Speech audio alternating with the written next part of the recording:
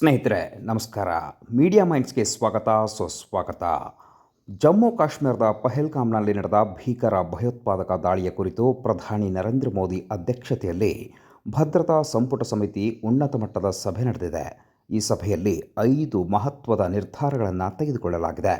ಇದರಲ್ಲಿ ಪ್ರಮುಖವಾಗಿ ಪಾಕಿಸ್ತಾನದ ಜೊತೆಗಿನ ಸಿಂಧೂ ನದಿ ಒಪ್ಪಂದವನ್ನು ರದ್ದು ಮಾಡಲು ಭಾರತ ಸರ್ಕಾರ ತೀರ್ಮಾನ ಮಾಡಿದ್ದು, ತಕ್ಷಣದಿಂದಲೇ ಜಾರಿಗೆ ಬರುವಂತೆ ಅಟ್ಟಾರಿ ಗಡಿಯನ್ನು ಬಂದ್ ಮಾಡುವಂತೆ ಸೂಚನೆ ನೀಡಿದೆ. ಅಲ್ಲದೆ ಅಲ್ಲಿ ನಡೆಯುತ್ತಿದ್ದ ಎಲ್ಲ ಸೇನಾ ಕಾರ್ಯಕ್ರಮಗಳನ್ನು ರದ್ದು ಮಾಡುವಂತೆ ನಿರ್ಧರಿಸಲಾಗಿದೆ. ಇನ್ನು ಭಾರತದಲ್ಲಿರುವ ಪಾಕಿಸ್ತಾನದ ಪ್ರಜೆಗಳಿಗೆ 48 ಗಂಟೆಗಳ ಕಾಲಾವಕಾಶವನ್ನು ನೀಡಲಾಗಿದ್ದು, ಅಷ್ಟರ ಒಳಗಾಗಿ ದೇಶ ಬಿಡುವಂತೆ ಸರ್ಕಾರ ಆದೇಶವನ್ನು ನೀಡಿದೆ. ಭದ್ರತಾ ಸಂಪುಟ ಸಮಿತಿ ಹಲವು ಕ್ರಮಗಳನ್ನು ತೆಗೆದುಕೊಳ್ಳಲು ನಿರ್ಧಾರ ಮಾಡಿದೆ. ಈ ಕುರಿತು ವಿದೇಶಾಂಗ ಇಲಾಖೆಯ ವಕ್ತಾರ ಸುದ್ದಿಗೋಷ್ಠಿಯಲ್ಲಿ ಮಾಹಿತಿಯನ್ನು ಕೂಡ ನೀಡಿದ್ದಾರೆ. ಪಾಕಿಸ್ತಾನ ಗಡಿಯಾಚೆಗಿನ ಭಯೋತ್ಪಾದನೆಯನ್ನು ನಿಲ್ಲಿಸುವವರೆಗೆ ಸಿಂಧೂ ಜಲ ಒಪ್ಪಂದವನ್ನು ತಕ್ಷಣದಿಂದ ಜಾರಿಗೆ ಬರುವಂತೆ ಸ್ಥಗಿತಗೊಳಿಸಲಾಗುವುದು. ಅಟ್ಟಾರಿ ಸಮಗ್ರ ಚೆಕ್ಪೋಸ್ಟನ್ನು ತಕ್ಷಣದಿಂದ ಜಾರಿಗೆ ಬರುವಂತೆ ಮುಚ್ಚಲಾಗುತ್ತದೆ. ಸಾರ್ಕ್ ವೀಸಾ ವಿನಾಯಿತಿ ಯೋಜನೆ ಅಡಿಯಲ್ಲಿ ಪಾಕಿಸ್ತಾನಿ ಪ್ರಜೆಗಳಿಗೆ ಭಾರತಕ್ಕೆ ಪ್ರಯಾಣಿಸಲು ಅನುಮತಿ ನೀಡಲಾಗುವುದಿಲ್ಲ.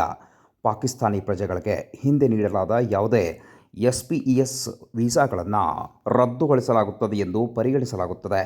SPES ವೀಸಾದಡಿಯಲ್ಲಿ ಭಾರತದಲ್ಲಿರುವ ಯಾವುದೇ ಪಾಕಿಸ್ತಾನಿ ಪ್ರಜೆಗೆ ಭಾರತವನ್ನು ತೊರೆಯಲು 48 ಗಂಟೆಗಳ ಕಾಲಾವಕಾಶವನ್ನು ನೀಡಲಾಗಿದೆ.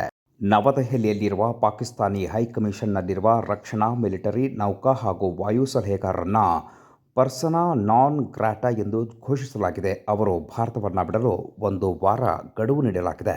ಇನ್ನು ಇಸ್ಲಾಮಾಬಾದ್ನಲ್ಲಿರುವ ಭಾರತೀಯ ಹೈಕಮಿಷನ್, ರಕ್ಷಣಾ, ನೌಕಾಪಡೆ ಮತ್ತು ವಾಯುಪಡೆಯ ಸಲಹೆಗಾರರು ಆಯಾ ಹೈಕಮಿಷನ್ನಲ್ಲಿರುವ ಎಲ್ಲ ಹುದ್ದೆಗಳನ್ನು ರದ್ದುಗೊಳಿಸಲಾಗಿದೆ ಎಂದು ಈಗಾಗಲೇ ಪರಿಗಣಿಸಲಾಗಿದೆ ಎಂದು ತಿಳಿಸಲಾಗಿದೆ.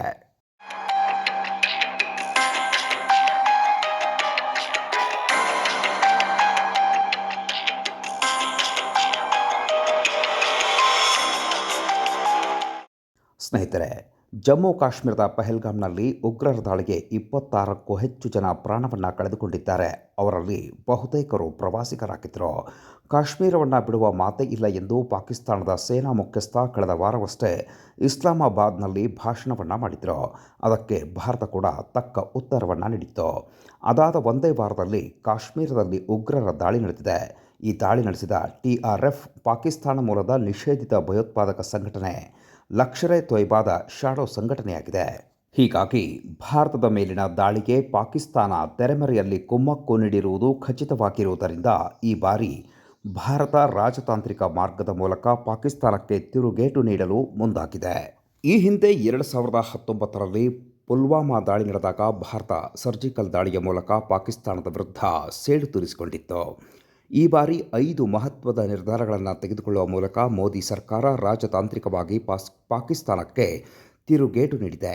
ಅದರಲ್ಲಿ ಬಹಳ ಮುಖ್ಯವಾದುದು ಸಿಂಧೂ ಜಲ ಒಪ್ಪಂದ.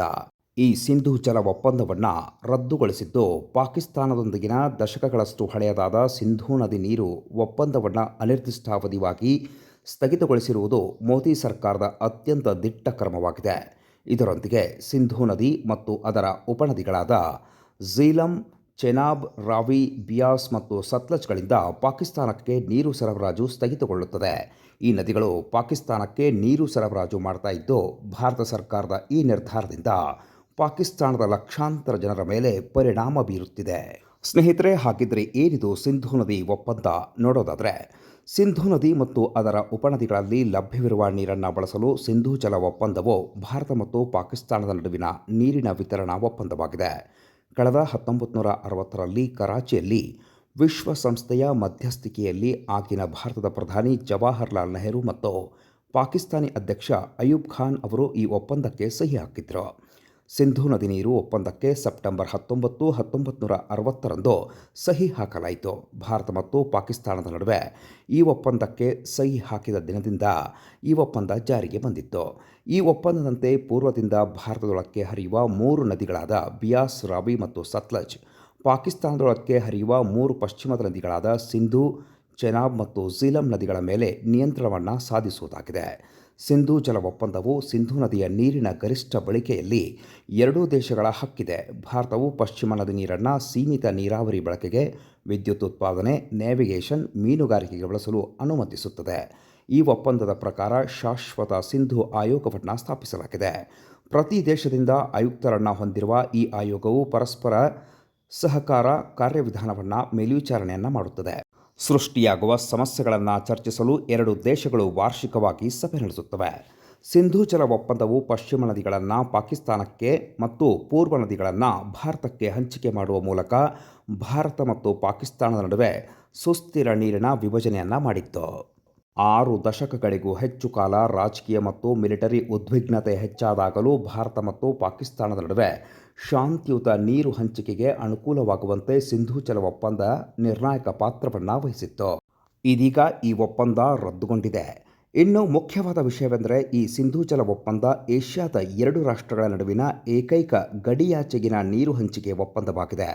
ಈ ಒಪ್ಪಂದವು ಪಾಕಿಸ್ತಾನಕ್ಕೆ ಅನುಕೂಲಕರವಾಗಿತ್ತು. ಇದು ಸಿಂಧೂ ನದಿ ವ್ಯವಸ್ಥೆಯ ಸರಿಸುಮಾರು 80% ನೀರಿನ ಪ್ರವೇಶವನ್ನು ನೀಡುತ್ತಾ ಇತ್ತು. ಕಳೆದ 2001ರ ಭಾರತೀಯ ಸಂಸತ್ತಿನ ದಾಳಿ ಮತ್ತು 2019ರ ಪುಲ್ವಾಮಾ ದಾಳಿ ಸೇರಿದಂತೆ ಹಲವಾರು ಭಯೋತ್ಪಾದಕ ದಾಳಿಗಳು ನಡೆದಾಗಲೂ ಭಾರತ ಸಿಂಧೂ ಜಲ ಒಪ್ಪಂದದಿಂದ ಹಿಂದೆ ಸರಿದಿರಲಿಲ್ಲ. ಆದರೆ ಈ ಬಾರಿ ಮೋದಿ ಸರ್ಕಾರ ಈ ಮಹತ್ವದ ನಿರ್ಧಾರ ತೆಗೆದುಕೊಳ್ಳುವ ಮೂಲಕ ಪಾಕಿಸ್ತಾನಕ್ಕೆ ತಿರುಗೇಟು ನೀಡಿದೆ. ಕೇಂದ್ರ ಸರ್ಕಾರ ತೆಗೆದುಕೊಂಡಿರುವ ಈ ಮಹತ್ವದ ನಿರ್ಧಾರ ಪಾಕಿಸ್ತಾನದ ಲಕ್ಷಾಂತರ ಜನರ ಮೇಲೆ ಪರಿಣಾಮವನ್ನು ಬೀರಲಿದೆ. ಪಾಪಿ ಪಾಕಿಸ್ತಾನಕ್ಕೆ ರಾಜತಾಂತ್ರಿಕತೆಯ ಮೂಲಕ ಭಾರತ ಬುದ್ಧಿ ಕಲಿಸುತ್ತಿದೆ. ಸ್ನೇಹಿತರೆ, ಈ ಮಾಹಿತಿ ನಿಮಗೆ ಇಷ್ಟ ಆಗಿದೆ ಅನ್ಕೋತೀನಿ. ಸ್ನೇಹಿತರೆ, ವಿಡಿಯೋವನ್ನು ಲೈಕ್ ಮಾಡಿ, ಶೇರ್ ಮಾಡಿ, ಹಾಗೆ ಚಾನಲನ್ನು ಸಬ್ಸ್ಕ್ರೈಬ್ ಮಾಡಿ ಆಶೀರ್ವದಿಸಿ. ನಮಸ್ಕಾರ.